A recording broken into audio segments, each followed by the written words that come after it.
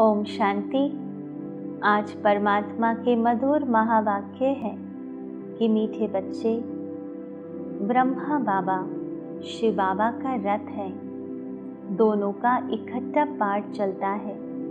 इसमें जरा भी संशय नहीं आना चाहिए, क्योंकि परमात्मा शिव बाबा निराकार है, ज्योति बिंदु स्वरूप है, ज्ञान के सागर है।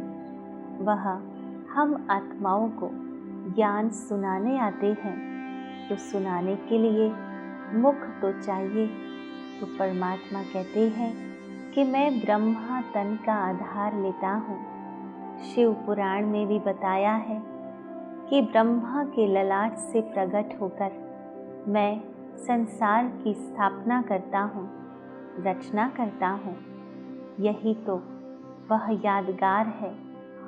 तो परमात्मा जो पुरुषोत्तम कल्याणकारी संगम युग में पिता श्री ब्रह्मा का तन का आधार लेकर उनके मुख के माध्यम से जो हम बच्चों को ज्ञान सुनाते हैं, हमें श्रेष्ठ सतु प्रधान बना रहे हैं। तो परमात्मा कहते हैं कि मुझे तुम आत्माओं को पावन बनाने के लिए यह ब्रह्मा का तन लोन पर लेना पड़ता है।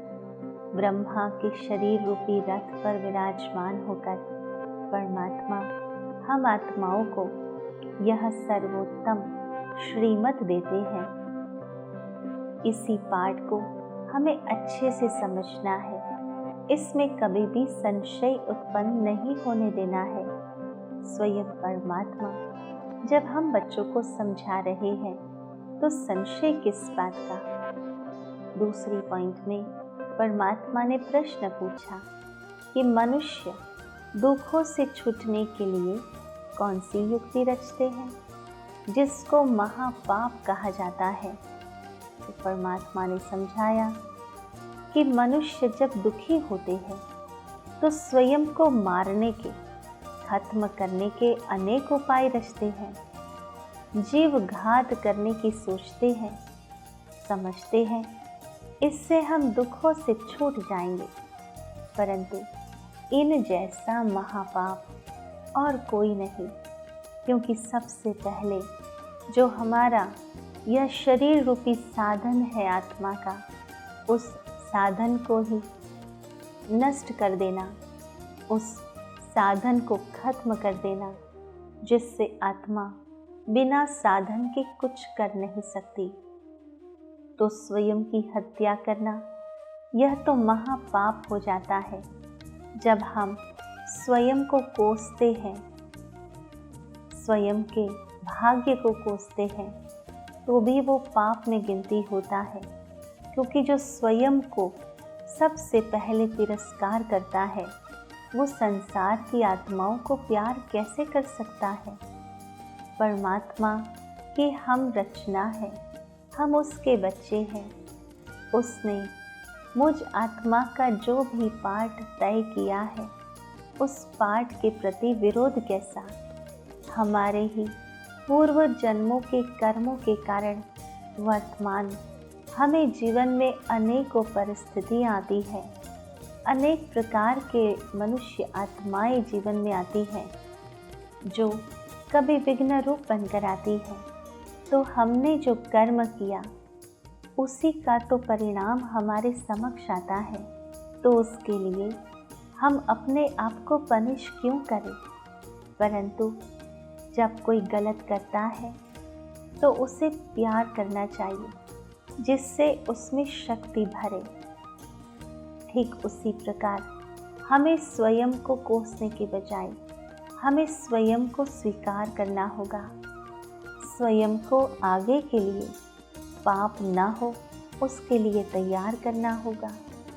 परंतु परमात्मा ने यह जो जीवन दिया है उसे श्रेष्ठ बनाने के लिए हमें सदैव तत्पर रहना चाहिए, न कि उसको खत्म करने के लिए। तीसरी पॉइंट में परमात्मा ने बहुत सुंदर पुरुषार्थ समझाया। परमात्मा ने कहा कि कभी भी छुई मुई नहीं बनना है, अर्थात टच मी नॉट प्लांट नहीं बनना है कि किसी ने एक शब्द बोल दिया और हमारी खुशी चली जाए, किसी ने कुछ हमें गलत कह दिया तो हम नाराज हो जाए, हमारा मूड ऑफ हो जाए। तो ऐसा छुई मुई नहीं बनना है कि किसी के बोल का प्रभाव, किसी के कर्म का प्रभाव हमारे पर इतना हो जाए कि हम स्वयं की स्थिति से नीचे आ जाए। देवी गुण धारण कर अपनी चलन सुधारनी है, क्योंकि हम भविष्य में देवता बनने वाले हैं। परमात्मा का प्यार पाने के लिए सेवा करनी है, क्योंकि सेवा से ही हम किसी का भी प्यार प्राप्त कर सकते हैं। और यह तो परमात्मा प्यार की बात है, उसके लिए तो कुछ भी हो जाए, लेकिन हमें ईश्वरीय सेवा अवश्य करनी है। जो ज्ञान हम दूसरों को सुनाते हैं वह स्वयं भी तो धारण करना है। जब हम स्वयं धारण नहीं करते और दूसरों को सुनाते हैं तो उस बात का असर नहीं होता। तो परमात्मा हम बच्चों को कहते हैं कि कैसे हमें हर बात को धारण कर फिर दूसरों को सुनानी है। कर्मातीत अवस्था में जाने का पूरा पुरुषार्थ करना है। चौथी पॉइंट में परमात्मा ने वरदान दिया कि मेहनत और महानता के साथ रूहानियत का अनुभव कराने वाले शक्तिशाली सेवाधारी भव।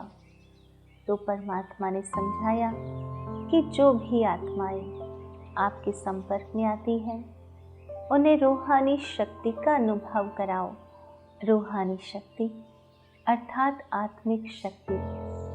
जितना जितना हम सोल कॉन्शियस होकर रहेंगे उतनी रूहानियत की खुशबू अन्य आत्माओं तक पहुंचेंगी। ऐसी स्थूल और सूक्ष्म स्टेज बनाओ जिससे आने वाली आत्माएं अपने स्वरूप का और रूहानियत का अनुभव करें। ऐसी शक्तिशाली सेवा करने के लिए सेवाधारी बच्चों को व्यर्थ संकल्प, व्यर्थ बोल, व्यर्थ कर्म की हलचल से परे एकाग्रता अर्थात रूहानियत में रहने का व्रत लेना पड़े। इसी व्रत से ज्ञान सूर्य का चमत्कार दिखला सकेंगे। तो हमें स्वयं को एकाग्रता के व्रत में बांधना है और एकाग्रता के लिए सारे ही व्यर्थ को खत्म करना है। पांचवी पॉइंट में परमात्मा ने समझाया कि बाप और सर्व की दुआओं के विमान में उड़ने वाले ही उड़ता योगी है।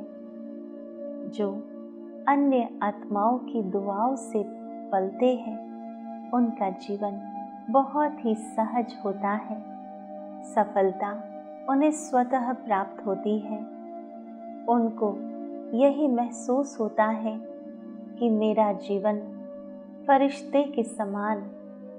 उन्हें लगता है कि उनका जीवन फरिश्ते के समान सदा उड़ता पंछी है।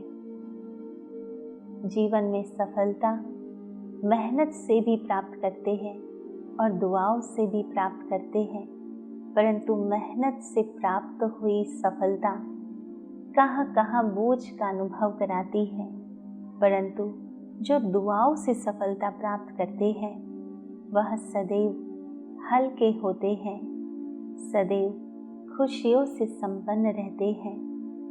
तो परमात्मा ने विशेष रूप से 5 बातें हम आत्माओं को समझाई। सर्वप्रथम परमात्मा ने समझाया कि ब्रह्मा बाबा शिव बाबा का रथ है, दोनों का इकट्ठा पाठ चलता है, इसमें जरा भी संशय नहीं आना चाहिए। दूसरी पॉइंट में परमात्मा ने प्रश्न पूछा कि मनुष्य दुखों से छूटने के लिए कौन सी युक्ति रचते हैं जिसको महापाप कहा जाता है। तो परमात्मा ने समझाया मनुष्य जब दुखी होते हैं तो स्वयं को मारने के खत्म करने के अनेक उपाय रचते हैं, जीवघात करने की सोचते हैं, समझते हैं इससे हम दुखों से छूट जाएंगे, परंतु इन जैसा महापाप और कोई नहीं। वह और ही दुखों में फंस जाते हैं, क्योंकि यह है अपार दुखों की दुनिया। तीसरी पॉइंट में परमात्मा ने पुरुषार्थ समझाया, कभी भी छोई मोई नहीं बनना है, देवी गुण धारण कर अपनी चलन सुधारनी है, बाप का प्यार पाने के लिए सेवा करनी है। लेकिन जो दूसरों को सुनाते हैं वह स्वयं धारण करना है, कर्मातीत अवस्था में जाने का पूरा पुरुषार्थ करना है। चौथी पॉइंट में वरदान दिया कि मेहनत और महानता के साथ रूहानियत का अनुभव कराने वाले शक्तिशाली सेवाधारी भरा। और पांचवी पॉइंट में समझाया कि बाप और सर्व की दुआओं के विमान में उड़ने वाले ही उड़ता योगी हैं। दुआओं चलती हैं अनुभूति की ओर। ओम शांति। मैं आत्मा मस्तिष्क के मध्य में विराजमान हूँ। चैतन्य सितारा यह शरीर रूपी साधन को चलाने वाली, आंखों द्वारा देखने वाली, मुख द्वारा बोलने वाली, कानों द्वारा सुनने वाली, मैं चैतन्य शक्ति आत्मा हूँ।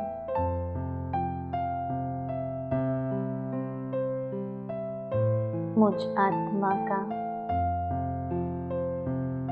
सर्वप्रथम साधन यह शरीर है। मैं आत्मा इस शरीर रूपी साधन से ही अपने आप को व्यक्त कर सकती हूँ। यह जीवन अमूल्य जीवन है जो प्रभु पिता की देन है, सौगात है। मुझे इस जीवन को सजाना है, संवारना है।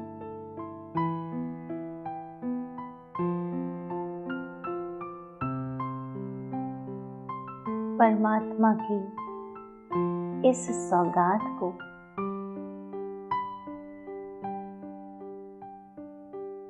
सर्वश्रेष्ठ रूप में प्रयोग में लाना है।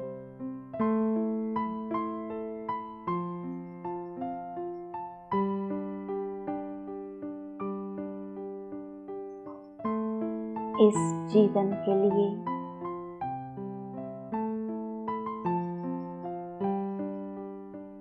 मैं परमात्मा का धन्यवाद मानती हूँ।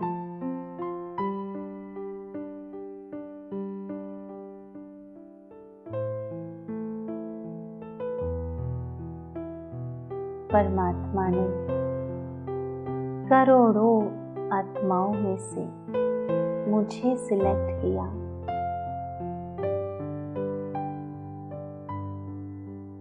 मनुष्य से देवता बनने के लिए।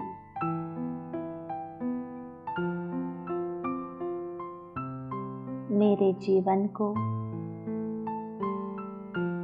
स्वयं परमात्मा श्रृंगार रहे हैं।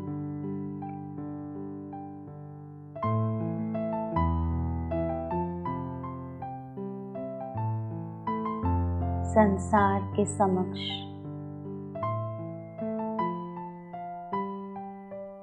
श्रेष्ठ मूर्ति के रूप में तैयार कर रहे हैं।